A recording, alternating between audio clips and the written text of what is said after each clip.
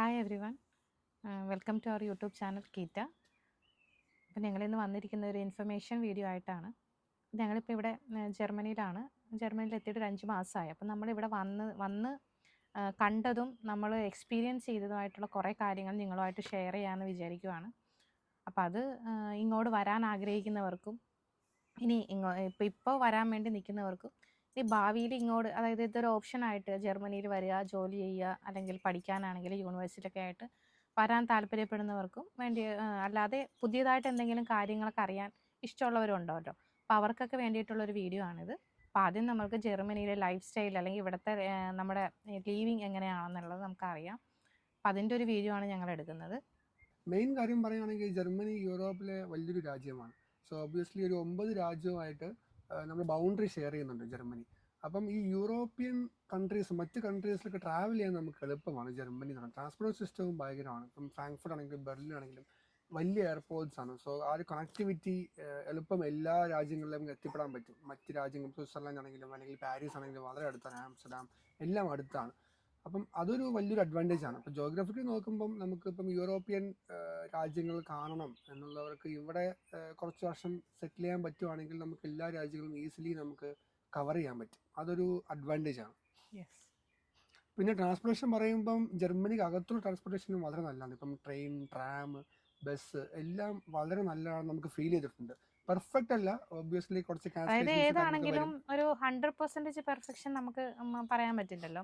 85 ഒരു 90% എനിക്ക് ഇവിടുത്തെ ട്രാൻസ്പോർട്ടേഷൻ നല്ലതായിട്ട് തോന്നിയിട്ടുണ്ട്. പബ്ലിക് ട്രാൻസ്പോർട്ടേഷൻ ആണ്, അതിൻ്റെ ഇതെല്ലാം നല്ലതാണ്. ട്രെയിൻ ആണെങ്കിലും ബസ്സാണെങ്കിലും നമുക്ക് കറക്റ്റ് ടൈം, ഇവർ പങ്ക്ച്വാലിറ്റി ഭയങ്കര കീപ്പ് ചെയ്യുന്നതാണ്. കറക്റ്റ് ടൈമിൽ വരാറുണ്ട്. വല്ലപ്പോഴും മാത്രമാണ് ട്രെയിൻ ക്യാൻസലായി പോവുകയോ അല്ലെങ്കിൽ ബസ് ക്യാൻസലായി പോവുകയോ എന്തെങ്കിലും ചെയ്തത്. അതെന്തെങ്കിലും ഇഷ്യൂ കാരണമായിരിക്കും, അല്ലാതെ ചുമ്മാ അവർ ക്യാൻസൽ ചെയ്തതായിരിക്കില്ല. അപ്പം അങ്ങനെ എന്തെങ്കിലും വല്ലപ്പോഴും സംഭവിക്കാറുണ്ട്. അല്ലാതെ ഇവിടുത്തെ പബ്ലിക് ട്രാൻസ്പോർട്ടേഷൻ സൂപ്പറാണ്. നെറ്റ്വർക്ക് നല്ലതാണ്. ഇപ്പം ട്രെയിൻ ഇറങ്ങുമ്പോൾ അവിടെ നിന്ന് അടുത്ത ബസ് ഉണ്ടാകും. സോ അതിന് ഡീറ്റെയിൽ നമുക്ക് പറയാൻ ഒരുപാടുണ്ട്. പിന്നെ അപ്പോൾ നമ്മൾ ട്രാൻസ്പോർട്ടേഷൻ്റെ ഒരു വീഡിയോ വേറെ ഇടാം, കാരണം കുറച്ച് പോവും. അപ്പോൾ ഈ വീഡിയോസ് ഒരുപാട് ലെങ്തി ആക്കണ്ടല്ലോ എന്ന് വിചാരിച്ചിട്ടാണ്. അത് ട്രാൻസ്പോർട്ടേഷൻ നമുക്ക് ഇപ്പോൾ ടിക്കറ്റ് എങ്ങനെ എടുക്കണം, ടിക്കറ്റിന് എന്താണ് പ്രൈസ്, അതിനെക്കുറിച്ച് നമുക്ക് വീഡിയോ എടുക്കാം. അല്ലാതെ ഇവിടുത്തെ വേറൊരു ഇതുള്ളതാണ്, ഇവിടുത്തെ യൂണിവേഴ്സിറ്റി അല്ല, നല്ല യൂണിവേഴ്സിറ്റിയിൽ പഠിക്കാൻ വരുന്ന സ്റ്റുഡൻസിനൊക്കെ ആണെങ്കിൽ യൂണിവേഴ്സിറ്റി അഫോർഡബിൾ ആണ്. കാരണം ഇവിടെ മിക്ക യൂണിവേഴ്സിറ്റിയിലും ഫീസില്ല, അല്ലെങ്കിൽ ഫീസുള്ള യൂണിവേഴ്സിറ്റിയിലാണെങ്കിൽ വളരെ കുറച്ച് ചാർജുകൾ അല്ലെങ്കിൽ ഫീസേ ഉള്ളൂ. അപ്പോൾ ഇങ്ങോട്ട് പഠിക്കാനൊക്കെ വരാൻ ആഗ്രഹിക്കുന്നവർക്ക് ബെസ്റ്റ് ഒരു ഓപ്ഷനാണ് ജർമ്മനി യൂണിവേഴ്സിറ്റിയിൽ എന്ന് പറയുന്നത്. അതെ, പിന്നെ സ്റ്റുഡൻസിന് ഒരുപാട് അടുത്ത് ഡിസ്കൗണ്ട്സും കാര്യങ്ങളൊക്കെ ഉണ്ട്. മിക്കയിടത്തും കുറേ കൺസിഡറേഷൻസ് ഉണ്ട്. സ്റ്റുഡൻസിന് വളരെ നല്ലൊരു രാജ്യമാണ്. പിന്നെ വർക്ക് വൈസ് നോക്കുകയാണെങ്കിൽ ഇപ്പം ഞാൻ തന്നെ എക്സ്പീരിയൻസ് ചേഞ്ച് ഉണ്ട്. അപ്പോൾ ഇന്ത്യയിൽ നമുക്ക് ഈ ഒരു വർക്ക് ലൈഫ് ബാലൻസ് പോലെയല്ല ഇവിടെ 8 hours പെർ ഡേ, അത് എല്ലാവരും ഫോളോ ചെയ്യുന്നതാണ്. അപ്പോൾ 8 hours കൂടുതൽ നിങ്ങളെ വർക്ക് ചെയ്യിപ്പിക്കത്തില്ല ജനറലി. ഇവിടുത്തെ ജർമ്മൻ കൾച്ചർ അങ്ങനെയാണ്. 8 hours പെർ ഡേ വർക്ക് ചെയ്യുക, ഇൻക്ലൂഡിങ് ലഞ്ച് ബ്രേക്ക്. സോ അതൊരു ഫോളോ ചെയ്യും. അതുപോലെ ഈ ഹോളിഡേയ്സ് ഉണ്ടല്ലോ, ഇപ്പോൾ 30 days ഒക്കെയാണ് മിക്ക കമ്പനി 30 days വെക്കേഷൻ ഡേയ്സ് കൊടുക്കുന്നത്. സോ എല്ലാവരും ഹോളിഡേ എടുത്തിരിക്കും. ഇപ്പം ക്രിസ്മസ് ടൈമൊക്കെ നോക്കുകയാണെങ്കിൽ ഓഫീസിൽ ആരും കാണത്തില്ല. സോ അവർ മാൻഡേറ്ററി നിങ്ങൾ പെയ്ഡ് വെക്കേഷൻ ഡേയ്സ് തരും. അതുപോലെ സിക്ക് ലീവ് ആണെങ്കിലും നമുക്ക് 3 days കൂടുതലാണെങ്കിൽ ഡോക്ടേഴ്സിൻ്റെ സർട്ടിഫിക്കറ്റ് വേണം. അല്ലെന്നുണ്ടെങ്കിൽ നമുക്ക് പെയ്ഡ് സിക്ക് ലീവ് ആണ്. അതിൽ എണ്ണമില്ല. ഇപ്പോൾ 5 ലീവ് അല്ലെങ്കിൽ 6 ലീവ് എന്നില്ല. നിങ്ങൾക്ക് സിക്ക് ആണെങ്കിൽ നിങ്ങൾക്ക് ലീവ് എടുക്കാം. ഗവൺമെൻറ്റ്സ് ഫോളോ ചെയ്യുന്ന ഏറ്റവും ഇമ്പോർട്ടൻറ്റ് കാര്യം പങ്ക്ച്വാലിറ്റിയാണ്. അപ്പോൾ നമ്മൾ ഏതൊരു ഇപ്പം അതുപോലെ തന്നെ എല്ലാം നമുക്ക് അപ്പോയിൻമെൻറ്റ് എടുക്കണം. ഒരാളെ കാണണമെങ്കിൽ പോലും നമ്മുടെ നാട്ടിലേക്കാണെങ്കിൽ ഈവൻ ഫ്രണ്ട്സിനെ കാണണമെങ്കിൽ പോലും ചുമ്മാ നമ്മൾ ചെന്ന് കയറുമല്ലോ റിലേറ്റീവ്സിൻ്റെ വീട്ടിലൊക്കെ.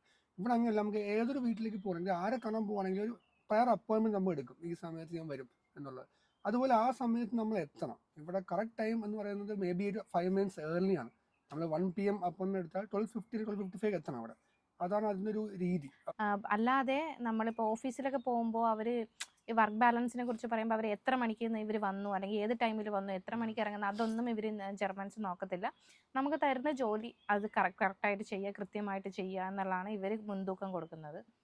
അതെ, ആ പങ്ക്ച്വാലിറ്റി നമുക്കൊരു ചേഞ്ച് ആണ്. നമ്മൾ ജനറലി നമ്മൾ അവിടെ അങ്ങനെ ഫോളോ ചെയ്യാറില്ല. നമ്മളിപ്പോൾ 10 minute ലേറ്റ് ആയാലും ഇറ്റ്സ് ഓക്കെ, 10 minute എന്ന രീതിയിൽ നമ്മൾ കൺസിഡർ ചെയ്യും. പക്ഷെ അതൊരു ചേഞ്ച് ആണ്.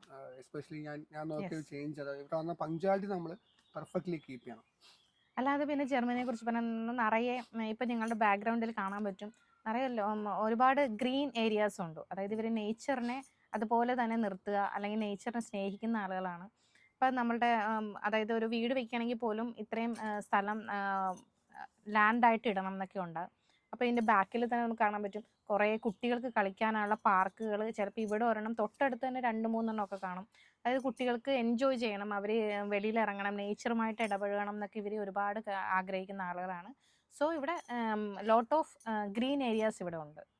അതുപോലെ സൈക്ലിങ്ങും, ഇപ്പം വയസ്സായ ആൾക്കാർ പോലും ഇങ്ങനെ സൈക്കിൾ ട്രാവലിംഗ് നടത്തുന്നുണ്ട്. സൈക്ലിംഗ് പ്രൊമോട്ട് ചെയ്യുന്ന ഒരു രാജ്യമാണ്. ജനറലി യൂറോപ്പിൽ അങ്ങനെയാണെന്ന് തോന്നുന്നു, ബട്ട് ജർമ്മനിയിൽ ഞാൻ കൂടുതൽ കണ്ടിട്ടുണ്ട്. എല്ലാവരും സൈക്കിൾ യൂസ് ചെയ്യുന്നുണ്ട്. സൈക്കിളിന് പോകാൻ പ്രത്യേകം ഏരിയ ഉണ്ട്. അതായത് ഫുട്പാത്ത് ഉണ്ടല്ലോ നമ്മളുടെ നടക്കാനൊക്കെ ആയിട്ട് വലിയൊരു ഏരിയ ആണ് ഫുട്പാത്തായിട്ട് ഇവർ 2 സൈഡും കൊടുത്തേക്കുന്നത്. അതിലെ സൈക്കിൾ പോകാനുള്ള ഏരിയ ഉണ്ട്. അല്ലാതെ നമ്മുടെ സീബ്ര ക്രോസിങ്ങിലൂടെ നമുക്ക് നടക്കാനാണെങ്കിലും കേട്ടോ, നടക്കാനും ഇവർ പ്രൊമോട്ട് ചെയ്യും. അതായത് നടക്കുമ്പോൾ നമ്മൾ സീബ്ര ലൈനിൽ കൂടി പോയാൽ എത്ര സ്പീഡിൽ വരുന്ന വണ്ടിയാണെങ്കിലും അവർ നിർത്തി തരും. നമുക്ക് സുഖമായിട്ട് സീബ്ര ലൈനിൽ കൂടെ കടക്കാൻ പറ്റും. അത് നമുക്കൊരു വലിയൊരു കൾച്ചറൽ ചേഞ്ച് ആണ്. നമ്മൾ അവിടെ പോകുമ്പോൾ ക്രോസ് ചെയ്യാൻ ശ്രമിക്കും. നമ്മുടെ നാട്ടിലൊക്കെ എങ്ങനെയാണ്, നമ്മൾ ക്രോസ് ചെയ്യാൻ ഇങ്ങനെ വെയിറ്റ് ചെയ്ത് നിൽക്കണം, വണ്ടികളൊന്നും നിർത്തത്തില്ല, നമ്മൾ വെയിറ്റ് ചെയ്ത് അല്ലെങ്കിൽ ചിലപ്പോൾ കൈയൊക്കെ കാണിച്ചിട്ട് വേണം നമ്മൾ പോകാൻ വേണ്ടിയിട്ട്.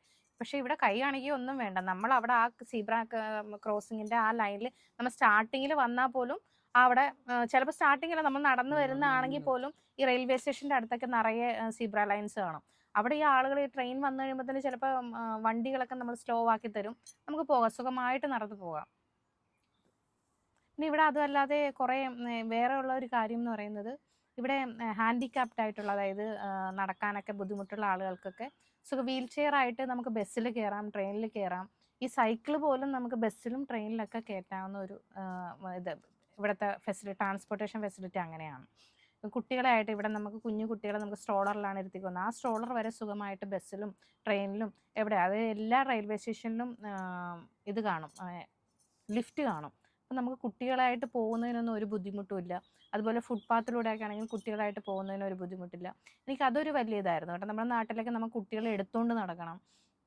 അപ്പം ഇവിടെ വന്നതിന് ശേഷം കുട്ടികളായിട്ട് വെളിയിൽ ഇറങ്ങുന്നത് അല്ലെങ്കിൽ കുട്ടികളായിട്ട് ഒരു പർച്ചേസിങ്ങിന് പോകുന്ന ഒരു ബുദ്ധിമുട്ടുള്ള കാര്യമായിട്ട് തോന്നുന്നില്ല. നമുക്ക് നടക്കാനും ഇഷ്ടമാകുന്ന ഒരു ഇതാണ് കേട്ടോ ഇവിടെ. അതുപോലെ ഈ കുട്ടികളെ പറഞ്ഞാൽ ഈ ഹെൽത്ത് കെയർ സിസ്റ്റം നല്ലതാണ് ആക്ച്വലി. പക്ഷേ കുറേ പേര് ഇതിനൊരു നെഗറ്റീവായിട്ട് പറഞ്ഞു കേട്ടിട്ടുണ്ട് ഞാൻ. കാരണം ഡോക്ടർമാരെ പെട്ടെന്ന് കാണാൻ പറ്റില്ല, ആക്സസ് ചെയ്യാൻ പറ്റില്ല. പക്ഷെ ഞങ്ങൾക്ക് ഫീൽ ചെയ്തിട്ടുള്ളത്, നമുക്കൊരു ഡോക്ടർ ഉണ്ടാവും, ലോക്കലി നമുക്കൊരു ഡോക്ടർ ഉണ്ടാവും അടുത്ത് തന്നെ. എനിക്കൊന്ന് 3 കിലോമീറ്റേഴ്സിനകത്തിന് ഇത്രയും ഡോക്ടേഴ്സ് വേണമെന്നുണ്ട്. അപ്പോൾ കുട്ടികൾക്കാണെങ്കിൽ പീഡിയാട്രീഷ്യൻ ഉണ്ടാവും, അപ്പോൾ നമുക്കാണെങ്കിൽ ഡോക്ടർ ഉണ്ടാവും. അത് അസൈൻ ചെയ്യും, നമുക്ക് രജിസ്റ്റർ ചെയ്യാം. എന്നിട്ട് നമുക്ക് എന്ത് ഇഷ്യൂ ഉണ്ടെങ്കിലും പുള്ളിയെ നമുക്ക് ഈസിലി നമുക്ക് കാണാൻ പറ്റും. അപ്പോയിൻമെന്റ് എടുക്കണം, നാളെ കിട്ടും. എന്തിനും ഇവിടെ അപ്പോയിൻമെന്റ് എടുക്കണം കേട്ടോ. ഇപ്പോൾ ഡോക്ടറിനെ കാണാനാണെങ്കിലും നമ്മൾ ഡോക്ടറിന് അപ്പോയിൻമെന്റ് വേണം. അപ്പോൾ ആ ഡോക്ടറാണ് ആദ്യം നമ്മൾ നോക്കുന്നത്. അപ്പോൾ നമ്മുടെ കുട്ടികളെ ആണെങ്കിലും നമ്മളെ ആണെങ്കിലും നമ്മുടെ ഇവിടുത്തെ ഡോക്ടർ ഏതാണോ ആ ഡോക്ടർ നമ്മൾ രജിസ്റ്റർ ചെയ്യണം. അപ്പം നമ്മളിപ്പോൾ എന്തെങ്കിലും ഒരു ആവശ്യം ഉണ്ടെങ്കിൽ അപ്പോയിൻമെന്റ് എടുക്കണം, പോയി കാണുക. അതപ്പോൾ ആ ഡോക്ടറിന് കൺട്രോൾ ചെയ്യാൻ പറ്റുന്ന കാര്യമാണെങ്കിൽ ഡോക്ടർ മരുന്ന് തരും, ഓക്കെ. അതിൻ്റെ മേളിലോട്ട് ഹോസ്പിറ്റലിലേക്ക് പോകണം എന്നാണെങ്കിൽ ഡോക്ടർ റെഫർ ചെയ്യും. സെക്കൻഡ് സ്റ്റെപ്പിലേക്ക് നമ്മൾ കടന്നു കഴിഞ്ഞാൽ അവിടുത്തെ പ്രൊസീജിയറൊക്കെ ഭയങ്കര സ്പീഡപ്പാണ്. അങ്ങനെയാണ് ഞങ്ങൾ അറിഞ്ഞത് കേട്ടോ. ഞങ്ങൾ ഇതുവരെ ഹോസ്പിറ്റലിൽ നിന്ന് പോയിട്ടില്ല, കുട്ടികളെ രജിസ്റ്റർ ചെയ്തിട്ടേ ഉള്ളൂ. അല്ലാതെ വേറെ അസുഖവും കാര്യങ്ങളൊന്നും വന്നിട്ടില്ല. അപ്പോൾ ഇവിടെ ഞങ്ങൾ അന്വേഷിച്ചപ്പോൾ അറിഞ്ഞത് അങ്ങനെയാണ്. അതായത് നമ്മൾ പറയുന്ന പോലെ, വീഡിയോയിൽ കാണുന്ന പോലെ ഡോക്ടറെ പെട്ടെന്ന് കാണാൻ, നമ്മുടെ നാട്ടിലൊക്കെ ചെറുതായിട്ടൊരു അസുഖം വന്നാലും നമുക്ക് പോകാമല്ലോ. അപ്പോൾ ഇവിടെ ആദ്യം നമ്മൾ ഫസ്റ്റ് നമ്മുടെ വീടിനടുത്തുള്ള ആ ഡോക്ടറിനെ കണ്ടതിന് ശേഷം ആ ഡോക്ടർ റെഫർ ചെയ്യും. സെക്കൻഡ് സ്റ്റെപ്പിലേക്ക് കടന്നു കഴിഞ്ഞാൽ ഇവിടുത്തെ പ്രൊസീജിയേഴ്സ് ഒക്കെ ഭയങ്കര സ്പീഡപ്പ് ആണെന്നാണ് അറിഞ്ഞത് കേട്ടോ. കുട്ടികളാണെങ്കിൽ നമുക്കിപ്പോൾ വാക്സിനേഷൻ്റെ അപ്പോയിൻമെന്റ് എടുത്തൊക്കെ വളരെ സ്മൂത്ത് ആയിരുന്നു. അവർ നമ്മൾ മെയിൽ അയക്കുക, അപ്പം തന്നെ റെസ്പോണ്ട് ചെയ്യും. നല്ല നല്ല എക്സ്പീരിയൻസ് ആയിരുന്നു ഇതുവരെ. ഡോക്ടേഴ്സിൻ്റെയും ഹെൽത്ത് കെയറിൻ്റെയൊക്കെ കാര്യം പറയുന്നതോടൊപ്പം തന്നെ നമുക്ക് പറയേണ്ട ഒരു കാര്യമാണ് ഇവിടുത്തെ ടാപ്പ് വാട്ടർ, അല്ലെങ്കിൽ നമ്മുടെ വീട്ടിൽ വരുന്ന ടാപ്പിൽ കൂടെ വരുന്ന വാട്ടർ. അത് നമുക്ക് നമ്മുടെ നാട്ടിലൊക്കെ ആണെങ്കിൽ നമ്മൾ തിളപ്പിക്കണം, അതിലെന്തെങ്കിലും പൊടിയിട്ടോ ഒക്കെയാണ് നമ്മൾ കുടിക്കുന്നത് അല്ലേ. പക്ഷെ ഇവിടെ ടാപ്പ് വാട്ടർ നമുക്ക് അങ്ങനെ തന്നെ എടുത്ത് കുടിക്കാമെന്നാണ് പറയാറ്. കാരണം അത്രയ്ക്കും നല്ലതാണ് ഇവിടുത്തെ വെള്ളം എന്നാണ് പറയുന്നത്. അതെ, കാരണം അത്രയ്ക്കും റെഗുലേഷൻസ് ഉണ്ട്. ജനറലി പറയുന്നത് നമുക്ക് മിനറൽ വാട്ടറിനെക്കാളും ധൈര്യമായിട്ട് ടാപ്പ് വാട്ടർ കുടിക്കാം എന്ന് ഇവിടെ ജർമ്മൻസ് പറഞ്ഞു കേൾക്കാറുണ്ട്. അത്രയ്ക്ക് പ്യുവർ വാട്ടർ, അത്രയ്ക്ക് റെഗുലേഷൻസ് ആണ് ഗവൺമെൻറ് അതിൽ കൊണ്ടുവന്നിട്ടുള്ളത്. സോ അതൊരു നല്ല കാര്യമാണ്. അതുപോലെ ഇവിടെ വേറൊരു സംഭവം, എല്ലാത്തിനും ഇൻഷുറൻസ് ഉണ്ട്. ഇപ്പം നമ്മളിപ്പം ഹെൽത്ത് ഇൻഷുറൻസ് പറഞ്ഞ പോലെ തന്നെ അല്ലാതെ എല്ലാ കാര്യങ്ങളും, ഇപ്പം നിങ്ങളിപ്പം വാടകയ്ക്ക് താമസിക്കുകയാണെങ്കിൽ ടെനന്റ് ഇൻഷുറൻസ് ഉണ്ട്. അപ്പം നമ്മുടെ എന്തെങ്കിലും റൈറ്റ്സിന് പ്രൊട്ടക്ട് ചെയ്യാൻ വേണ്ടിയിട്ടുള്ള ഇൻഷുറൻസ് ആണ്. അതുപോലെ വീടിന് ഇൻഷുറൻസ് ഉണ്ട്. വീടിൻ്റെ ഓരോ എക്യുപ്മെൻസിനും, ഓരോ ഇലക്ട്രോണിക് എക്യുപ്മെൻസിനും നമുക്ക് ഇൻഷുറൻസ് എടുക്കാം. ലയബിലിറ്റി ഇൻഷുറൻസ് ഉണ്ട്. അങ്ങനെ പല ഇൻഷുറൻസസ് നമുക്ക് ഇതിൽ അത്ര എക്സ്പെൻസീവ് അല്ല, പക്ഷെ നമുക്ക് എടുക്കാൻ പറ്റുന്ന, നമുക്ക് വേണമെങ്കിൽ, മാൻഡേറ്ററി അല്ല, നമുക്ക് വേണമെങ്കിൽ എടുക്കാം എന്നുള്ള ഇൻഷുറൻസ് ആണ്. പക്ഷേ നല്ലൊരു കാര്യമായിട്ട് എനിക്ക് തോന്നാറുണ്ട്. പിന്നെ ഉള്ളത്, ഇവിടെയുള്ള എല്ലാവരും റൂൾസ് ഫോളോ ചെയ്യും കേട്ടോ. അതായത് ഇപ്പോൾ നമ്മൾ വെയിറ്റ്, അതായത് ഇപ്പോൾ സിഗ്നലൊക്കെ ഉണ്ടാവില്ലേ, സിഗ്നലൊക്കെ വരുമ്പോൾ ആ സിഗ്നൽ കഴിഞ്ഞ് വോക്ക് ചെയ്യാവുന്നുള്ള ആ സിഗ്നൽ വരുന്നവരെ വെയിറ്റ് ചെയ്യും ആളുകൾ. അല്ലാതെ വണ്ടി വരുന്നില്ലല്ലോ എന്ന് വിചാരിച്ചിട്ട് ആരും അങ്ങ് പോയി ഞങ്ങൾ കണ്ടിട്ടില്ല. സിഗ്നൽ വരുമ്പോൾ മാത്രമേ ഈ ക്രോസ് ചെയ്യാറുള്ളൂ ഇവിടെ. അതപ്പം നമുക്ക് അതൊരു ഇതാണ്, അതായത് എല്ലാവരും ഫോളോ ചെയ്യും ഇവിടുത്തെ റൂൾസ്, അതായത് തെറ്റിക്കാറില്ല. അപ്പം നമ്മൾ വന്നാലോ ഇവിടെ എല്ലാവരും റൂൾസ് ഫോളോ ചെയ്യുന്നവരാണ്, നമ്മളും റൂൾസ് ഫോളോ ചെയ്യണം എന്ന് പറഞ്ഞ് നമ്മളും നമ്മുടെ ജീവിതത്തിൽ റൂൾസ് ഫോളോ ചെയ്യാൻ തുടങ്ങും. പിന്നെ ഇവിടുത്തെ ജർമ്മൻസിന്റെ വേറെ കൾച്ചർ, ഇമ്പോർട്ടൻറ്റ് കൾച്ചർ പറയാന്നുള്ളത് ഇവർ സ്ട്രെയിറ്റ് ഫോർവേഡ് ആണ്. ഇപ്പം നമ്മൾ ചില ട്രോളൊക്കെ കണ്ടിട്ടുണ്ട്. അതായത് നമ്മളിപ്പോൾ എന്തെങ്കിലും കാര്യം ചോദിക്കുകയാണെങ്കിൽ അവർക്കത് നോ ആണെങ്കിൽ സ്ട്രെയിറ്റ് അവേ നോ പറയും. അതൊരു നമുക്ക് ആദ്യം ഓക്വേർഡ് ആയിരിക്കും നമ്മൾ കേൾക്കുമ്പോൾ, ഇവരെന്ത് ഇങ്ങനെ പറയുന്നത്. പക്ഷേ അവർ സ്ട്രെയിറ്റ് ഫോർവേഡ്, നമ്മൾ നോ പറയത്തില്ല. നമ്മൾ ചിന്തിക്കും ഓ നമുക്ക് പിന്നെ പറയാം, നാളെ പറയാം, മറ്റന്നാൾ പറയാം. പക്ഷേ ഇവരങ്ങനെ സ്ട്രെയിറ്റ് ഫോർവേഡ്. അത് എന്തെങ്കിലും ഇഷ്ടപ്പെട്ടില്ലെങ്കിൽ അവർ പറയും. പക്ഷെ അത് നല്ല രീതിയിലാണ് പറയുന്നത്, നമ്മൾ അത് അക്സെപ്റ്റ് ചെയ്യണം. അപ്പൊ ആ ഒരു ചേഞ്ച് നമുക്കുണ്ട്. നമ്മളങ്ങനെ സ്ട്രെയിറ്റ് അവേ നോ ഒരാളുടെ മുഖത്തേക്ക് പറയാൻ ബുദ്ധിമുട്ടുള്ള ആൾക്കാരാണല്ലോ. അപ്പൊ അതിപ്പോ ഇവിടെ ചേഞ്ചാണ്. ഡോക്ടേഴ്സ് ആണെങ്കിൽ അങ്ങനെയാണ്. നമ്മളുടെ വീട്ടിൽ അവിടെയൊക്കെ ഡോക്ടേഴ്സിന്റെ അടുത്ത് പോകുമ്പോൾ എന്തെങ്കിലും, അതായത് നമ്മളുടെ എന്തെങ്കിലും ഒരു അസുഖം ഉണ്ട്, അല്ലെങ്കിൽ ആരെങ്കിലും ഉണ്ടോ കൂടെ, മുതിർന്നവരാരെങ്കിലും ഉണ്ടോ, അല്ലെങ്കിൽ വേണ്ടപ്പെട്ടവരാരുണ്ടോ, ഹസ്ബൻഡ് ഉണ്ടോ എന്നൊക്കെ ചോദിച്ചിട്ടില്ലേ നമ്മുടെ ഇവിടെ ഡോക്ടേഴ്സ് പറയുള്ളൂ. പക്ഷെ ഇവിടെയൊക്കെ അത് ഒട്ടുമിക്ക യൂറോപ്യൻ കൺട്രീസിലും അങ്ങനെയാണ് കേട്ടോ. അതായത് അവര് സ്ട്രെയിറ്റ് ആയിട്ട് നിങ്ങൾക്ക് ഇങ്ങനെയാണ്, ഇങ്ങനെ ഒരു ഇതുണ്ട്, അത് എത്രയും പെട്ടെന്ന് ചെയ്യാൻ അത് തുറന്നങ്ങ് പറയും. അല്ലാതെ അവർ ഒരു ദിവസം ഒരു മിനിറ്റ് പോലും അവർ വൈകിപ്പിക്കാൻ നോക്കത്തില്ല. അവരെല്ലാം സ്ട്രെയിറ്റ് ആയിട്ട് നമ്മളോട് പറയും. അതെ. അതുപോലെ ഇപ്പം ഈ ഗുഡ് മോർണിംഗ് വിഷ് ചെയ്യുന്നതും, അല്ലെങ്കിൽ ഇപ്പം നമ്മളിപ്പം സെയിം ലിഫ്റ്റിലായിരിക്കും നമ്മളിപ്പം ഓഫീസിലേക്ക് മുകളിലേക്ക് പോകുന്ന, താഴേക്ക് പോകുന്ന, നമ്മൾ അറിയാത്ത ആൾക്കാരായിരിക്കും. പക്ഷെ അവർ ഗുഡ് മോർണിംഗ് പറയും, അല്ലെങ്കിൽ പോകുമ്പോൾ ബൈ പറയും. അത് ചെറിയ കാര്യങ്ങളാണ്, പക്ഷെ അതൊരു നമുക്കൊരു ആ ഒരു ദിവസത്തെ ഒരു പോസിറ്റീവ് എനർജി തരുന്ന ഒരു ഇപ്പം കാര്യമാണ്. നമ്മൾ ഇവിടെ വന്ന് ആദ്യം കഴിയുമ്പോൾ നമുക്ക് ഇവിടെ ആരും അറിയില്ല. പക്ഷെ നമ്മൾ ചിലപ്പോൾ ഒരു വോക്ക് ചെയ്ത്, അപ്പം ഞാൻ എൻ്റെ മോനെ സ്കൂളിൽ നിന്ന് വിളിച്ചുകൊണ്ട് വരുന്നത് ഞാനാണ്. അപ്പം ഞാൻ പോകുമ്പോൾ നമ്മളുടെ എതിരെ വരുന്ന കുട്ടികൾ വരെ നമ്മളുടെ അടുത്ത് ഹായ് പറഞ്ഞിട്ടേ പോവുള്ളൂ. അത് നല്ല പ്ലസന്റ് ആയിട്ട് ഹായ് പറയും. നമ്മൾ വരുന്നതിന് മുമ്പ് ചിന്തിക്കും അപ്പുറത്ത് ഇന്ത്യൻസ് ഉണ്ടോ, ഇന്ത്യൻ ഫാമിലീസ് ഉള്ള ഏരിയ ആണോ എന്നൊക്കെ നമ്മൾ നോക്കിയാണ് നമ്മൾ പോയി വരുന്നത്. പക്ഷെ കഴിഞ്ഞാൽ എങ്ങനെ നമ്മള് സർവൈവ് ചെയ്യും, അതെ, ചുറ്റുമുള്ളവർ ഇങ്ങനെയാണല്ലോ, അവരോട് നമ്മൾ എങ്ങനെ പെരുമാറും, അവർ നമ്മളോട് എങ്ങനെ പെരുമാറും. പക്ഷെ അങ്ങനെ മോശമായിട്ടൊന്നും അവരങ്ങനെ പെരുമാറാറില്ല കേട്ടോ. അപ്പുറത്തും ഇപ്പുറത്തും എക്സാമ്പിൾ പറയുന്നത് രണ്ട് വയസ്സായ അങ്കിൾസ് ആണ്. Yes. അവർ രാവിലെ വന്നിട്ട് ഗുഡ് മോർണിംഗ് പറയും, സുഖമാണെന്ന് ചോദിക്കും. സോ അതൊരു നല്ല കാര്യമാണ്. അപ്പോൾ ജർമ്മനിയിലെ ലൈഫ് എങ്ങനെയാണ്, ഇവിടുത്തെ ജീവിതം എങ്ങനെയാണെന്നുള്ളത് കുറേ കാര്യങ്ങളുണ്ട് കേട്ടോ. നമ്മൾ വളരെ കുറച്ച് കാര്യങ്ങൾ മാത്രമേ നിങ്ങളുമായിട്ട് ഷെയർ ചെയ്തിട്ടുള്ളൂ. കാരണം നമ്മളുടെ വീഡിയോ ലെങ്തി ആയിപ്പോവും. അപ്പോൾ വരുന്ന വീഡിയോകളിലൊക്കെ നമുക്ക് ബാക്കിയുള്ള കാര്യങ്ങളെക്കുറിച്ചൊക്കെ പറയാം. ഇവിടെ കുറേ പ്രത്യേകതകളുണ്ട്. ദിവസങ്ങൾക്കും അല്ലെങ്കിൽ ടൈമിനും ഒക്കെ കുറേ പ്രത്യേകതകളുണ്ട്. അപ്പോൾ അങ്ങനെ അതിനെക്കുറിച്ചൊക്കെ നമുക്ക് വീഡിയോ ഇടാം. അപ്പോൾ ഇത് നമ്മൾ പറഞ്ഞത് പോസിറ്റീവ് കാര്യങ്ങളാണ്.